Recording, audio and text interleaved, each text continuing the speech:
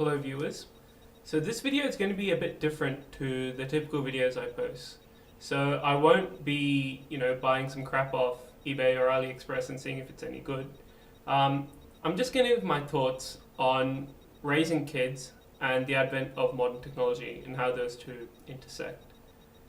So recently I watched a video from a YouTube channel called Moon, and that was titled The Disturbing Rise of iPad Kids. And I think this is a very good video, makes some very good points, and I'll link it in the description. And I recommend that you watch it before watching my thoughts as well. Now the thing is, modern technology genuinely is amazing. We can keep in contact with people at a moment's notice. We can generate media, we can be productive, we can find out information at the tip of our fingers. And it really is a good thing overall, I think. But there does need to be a balance between using this technology for productive and useful purposes and also not getting kids addicted to these things. The thing is, it is important for kids to learn how to use these things, and it will form an important part of their adult life. But especially as kids, but even as teenagers and adults, we have a tendency to get addicted to these things. And I'm sure we've all seen examples of, kids in shopping centers getting pushed along by their mum on the trolley while they're just glued at the screen like this, So I'll start with a bit of background on this, so where my perspective comes from. So I'm 23 years old, which would put me on the older side of the Zoomer generation. So I'm just a bit older than the iPad generation, and there was certainly technology when I was growing up, but not to the extent that we have today. Now, in primary school, we used to go outside, play a lot with the neighborhood kids, play around the park, ride our bicycles around, do all that sort of stuff. And I moved houses at the very end of primary school. And now after that, I did play outside a little bit at the very end of primary school and towards early high school. But I kind of stopped playing outside after that. So that would have been when I was maybe 13 or 14. The other thing that is important is that I've always been sort of into computers and electronics and tinkering with these sorts of things. So, I played around with Linux in primary school, in early high school. I was running Linux on my main computer actually for most of high school. And in primary school, I tried teaching myself programming by, reading tutorials on the internet. Now, programming was not something I really got into in the end of it. I wasn't very good at it, but it just shows, I was into these sorts of things and tinkering. Now, all the topics that I'll be covering in this video are going to be interrelated. And my overarching opinion is that technology is good as long as the kids understand exactly what they're doing and how it works. The other thing is that everything I say applies primarily to primary school aged kids. Now, unless I explicitly say otherwise, and I'm talking about high schoolers, you can assume that everything I say is talking about kids in the 5 to 12 sort of range, primary schoolers. Now, the first thing I'm going to talk about is unsupervised outdoor playtime. This is something that Moon specifically talked about in his video, and I agree with his sentiment pretty well. And I think it's quite important for both physical and mental health. There's the whole meme about, touching grass, but I think genuinely it is very important to go outside and touch grass. It's gonna, you're gonna be active, you're gonna get some cardio going, you're gonna learn good hand-eye coordination if you're, riding your bicycles around or climbing trees or playing the playground, doing things like that. And you're gonna form important friendships with the kids around your neighborhood, and it's gonna help you develop socially. Now, I think it's really crazy that there's so many kids these days that don't know how to ride a bicycle. Like, I swear, that is one of the first things you should learn as a kid, how to ride a bicycle, so you can ride your bicycle around the neighborhood and visit your friends' houses and do all those sorts of things. And as a bit of a tangent, even though this is not about technology specifically, it would also be very helpful to buy your kid a bicycle and teach them how to repair it. I remember when I was, 8, 9, 10 years old, if I'd bust the tire on my bicycle, my grandpa would show me how to, change the tire. Or the brake pads would wear out and my grandpa would show me how to do it. And then the second time I would, do it while my grandpa's watching. And then after I could change the brake pads or, replace the tires, things like that on my own. So I think it is very important to have unsupervised playtime where children can get a bit mischievous. They are going to get hurt a little bit, but I think that will also build up a bit of resilience in them. And I think it's important to get hurt a little bit when you're outside playing. It's part of growing up, I think. Okay, so the next topic I'll be discussing is mobile phones. Now, this might come as a surprise, but I would actually happily buy a feature phone for a child when they're like 5 years old. It would be useful to keep in contact with them for emergencies, especially if they're playing outdoors unsupervised. Now, I know part of the whole experience of playing outdoors unsupervised is that there is no supervision, but as parents, you would feel a bit concerned, and it would be nice to know that they have a mobile phone so you can reach them if you need to, or they can reach you if they get hurt, for example. Like, I remember I used to get in trouble if I stayed out too late or I ventured out too far, even though I was unsupervised. It would be nice to have a mobile phone for situations like that so that the parents aren't worried. Now, the key word there is I said I would get them a feature phone. Now, I wouldn't place restrictions on the phone. It's on them to figure out how to hack and squeeze the most out of it. Now, a feature phone means that it's going to have a keypad, it's going to have buttons, and we're not going to be doom scrolling TikTok all day. But I wouldn't place restrictions on it because I think it's important for them to learn critical thinking and understand how the phone works to squeeze the most out of it, instead of just downloading apps off, Play Store or whatever. Now, I was a cringe Nokia fan when I was in year 7. So when I was in year 7, that was when maybe 10%, 20% of the kids had smartphones and everyone else had a feature phone. By the time we were in year 9, year 10, pretty much everyone had a smartphone. But I held on to my Nokia for very long because I was very passionate about my Nokia. My Nokia could do everything your iPhone could do. So, I used to download the Game Boy emulator. I used to play Pokemon Blue, Red, Green, Blue, Yellow on the Game Boy emulator on my Nokia. I used to watch movies on that little tiny screen on my Nokia off the micro SD card. I used to, install all these random programs. I remember getting Doodle Jump that works so well on it. Going on the internet, watching YouTube on that tiny 240p screen. But all those sorts of things, that's not something you can just do. I had to look up how, what internet settings to put in to get the data to work. And I had 100 megabytes of data every month, I think, at that point. And you had to use that because Wi-Fi didn't exist on those phones. We had to use the 3G data, and we used to download these apps and play with them. And the thing is, I think that is actually good because the kid's learning how the phone works. You're learning how the 3G mobile network works. To be honest, I've forgotten all about that because I remember all the different operators had certain settings that you had to apply to the phone to get the internet to work, and you had to try all these different settings. To be honest, I have forgotten how that works now, but as a kid, figuring that out, that is part of your critical thinking, and I think it's important for you to learn that when you grow up. So I wouldn't place any restrictions on the feature phone. I'll leave it up to the kid. Here's your phone. You can figure out how to get the most out of it. Now, the problem with this, though, is that nowadays, since feature phones don't really exist anymore, and everything's a smartphone, you don't really have that spirit of hacking and tinkering with stuff. Even in the early days of smartphones, like back when I got my first Android phone, we'd root it, we'd overclock it because the games used to be really laggy on, the cheap $100 phones. So you used to overclock it, root it so you can get all the in-app purchases for free and do all that sort of stuff. But nowadays, there's not really much point in doing those things because all the phones are fast enough anyway. And we don't really have feature phones to tinker with anymore. Everything pretty much runs Android. So I don't really have a good solution. I know KaiOS does exist, but that's giving more smartphone-esque features to the feature phone. So I'm not too sure what the solution for that would be, but I would find a good feature phone for the kid and leave it up to them to hack it as much as they could. Now, this brings up a really funny story I read on the internet. So there was some kid who got in trouble with his dad. So his dad, so the whole family was on like a family Telstra plan or whatever the equivalent is in America. And he disabled data, like mobile data, for his son's phone. So to get around that, his son logged into his dad's portal. He would have got the password of his dad somehow. Forwarded all the calls and text messages from his SIM card to his sister's SIM card. Forwarded all the stuff from his sister's SIM card to his SIM card. Then when his sister wasn't watching, swapped the SIM cards so no one would notice because all the stuff was forwarded to the wrong number. But he got data back, and then his sister didn't have data because she was using the SIM card with the data blocked. And it took them a while to figure out what was going on there.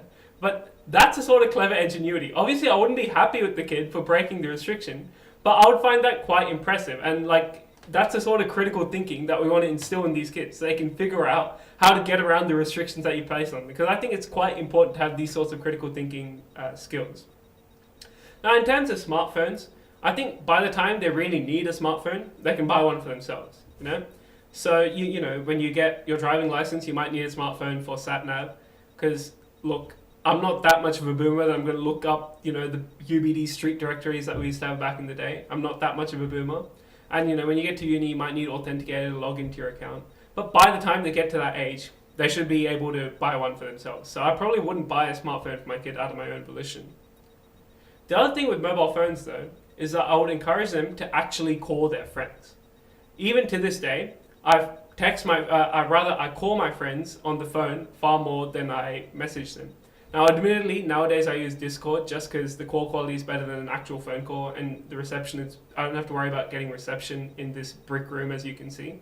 But the point still stands that I think it's really important that they talk to them rather than message them as much as practical, so that they improve their verbal communication skills. So that's my thoughts on mobile phones. Now, the next topic I'll cover is computers. Now, computers are amazing, both learning about and learning with. Now, I would get them a computer at an early age, like 6 or 7 years old, but with a caveat. I would get them an old school computer or something like the Commander X16, which is currently in development. So, there's this YouTube channel called the 8-Bit Guy. And I'm a big fan of his channel. I watch all of his videos. And he's working on a project called the Commander X16 computer.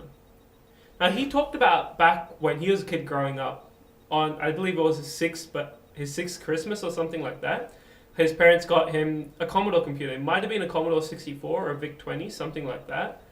But he said he kept asking his parents for that. They finally got it for him. And he fully read through the instruction manual. Back then, computers came with proper instruction manuals that would teach you how to program the computer, come with example programs. You'd read the magazines, type out the programs for the games, and learn how to program the computer yourself that way. I think this would be an excellent way to teach a kid how a computer actually works. But I think it's important for them to learn how the computer actually works, rather than just having stuff spoon-fed to them and just, scrolling through TikTok or whatever. And this would also develop them for future skills, because while we don't use BASIC in the current year, learning how to program in BASIC would still be useful as a stepping stone, I think, to learning more modern programming languages. So if I got them something like a Commander X16, I think it would be an excellent learning tool for them, and they could experiment with it, squeeze the most out of that computer, similar to what I was talking about with the mobile phones, with the feature phone. If I got them something like the Commander X16, I think it would be a brilliant learning experience. Now, not all kids are going to be into computers, and same with the mobile phones. Not all kids are going to, have that incentive to tinker and get the absolute most out of their device. But I think that's fine. If they want to go outside, touch grass instead of fiddling with their phone and getting the most out of it, I think both of those are healthy ways to go about it. Now, the fact is, in the current year, you will still need to use a computer for, typing up essays or whatever. And we would have a family computer, I think. And I would give them a limited time to use it, primarily for schoolwork. Now, I would also let them use a computer to, play games on. But the thing is, I also, on the desktop computer, I wouldn't stop them from accessing YouTube or even social media to a certain extent.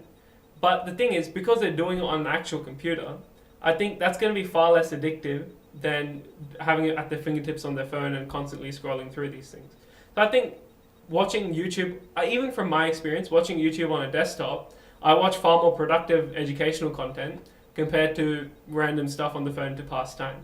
So I think it's much better. I think it's important they still have access to things like YouTube, and they learn how to use tools like YouTube in a healthy way. I think a good way to foster that is by making them sit down at an actual desktop to watch it, rather than lying in bed on their phone or at the TV or whatever.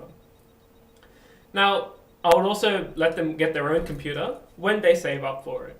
So when I was in year 9, for example, I had no money. I spent $100 on parts off Gumtree, and my friend gave me like an old hard drive he had, cobbled together a computer. That was my computer. This was in 2015. I was running an Athlon 64X2. I think I had 4 gigs RAM at the start, and then I spent like $25 off Gumtree. I think I got a Core 2 Quad, and that was excellent with the Q6600, overclocking the balls off that. But these sorts of things, right? They can save up for it. And here's the other thing, right? Even just 10 years ago, back in 2015 when I was doing these things, you could actually overclock your computer and squeeze more out of it, and there was a lot of stuff to tinker with. There's just not as much stuff these days. Like, yeah, we still have Linux, and you can tinker on the software side reasonably well still, but there's just not that much tinkering left to do in the hardware side, because everything's already so optimized these days. That's a bit of a side tangent, but I think they can get their own computer when they save up for it. I wouldn't buy them their own computer, I think. Now, I think it's also important to mention that computers can be used for a healthy dose of mischief and to form friendships. Back in primary school, we had the school computers. Everyone had their flash drive with them. Everyone had the exact same set of games. We had our own folder on the school server. And the thing was, the teachers got mad at us because we actually filled up the server with games. But the thing was, it was the same games in every single person's folder. And it was just a bit ridiculous. But this is a sort of mischief that I think is quite healthy. And these sorts of things, they form friendships. You know, sharing the Game Boy Advance emulator. I remember playing Pokemon Sapphire. Someone had the Game Boy Advance emulator with Pokemon Sapphire. They brought it to school on their flash drive. And then that spread like wildfire. We used to sit in the computer labs when the teachers weren't watching, play Pokemon Sapphire. And we used to teach each other how to play the game. I think here's an important distinction, right? Computers can actually be a really good social tool in person, I think. It would be really good and healthy to learn how to use a computer and teach each other how to do it, but in person, rather than using the computer to doom scroll and sit alone by yourself. So I think computers can actually be a great social tool. And my overall message, I guess, is that these devices, they used to be so fun to play around with rather than play on. And they used to be a tool for socialization rather than a tool that stops us from socializing. But I feel like that's becoming harder and harder these days because the scope for tinkering with computers has gotten a lot smaller. But in any case, those are my thoughts on this. I'll also give a small mention to game consoles. Now, I think in current year, there's no point in having an actual like home game console, like a Wii or a PS3 or whatever. There's just no point. You can just get a computer. But I think there is some value in handhelds. So back in my day, I was that one kid with the PSP when everyone else had a DS or a DSi, right? But I think that was good because back then, it used to be quite social. You used to bring your DS to school, play Mario Kart DS under the... there was a spot in my school under the library where everyone used to play Mario Kart DS. But because I was the one kid with the PSP, I had to wait to borrow someone else's DS. And there was like, if you find one other kid with a PSP, then you used to link your PSPs and play the multiplayer games. And I think there is some merit to that. And I think video game consoles are better than mobile phones because video game consoles don't have internet and you're not going to be doom scrolling TikTok. It's going to be more interactive, I think. So I think in general, video games are actually going to be more beneficial than social media. So I think handhelds, and I would, for example, if they saved up and bought themselves a DS or whatever the equivalent is when they're kids, getting them a game for that DS might be a good way to reward them for good behavior or getting good marks or whatever. But I think we just need to make sure that they're using it in a healthy manner. Now, what exactly constitutes a healthy manner? I think there is some scope for debate in that, but I think you should watch over them to some extent with that. So yeah, those are my thoughts on raising kids in the current era with so much technology and smartphones and computers and stuff going around. So let me know your thoughts in the comments, and make sure if you haven't already to watch the video by Moon, which inspired me to make this video. Thanks for watching, and I'll see you in the next video.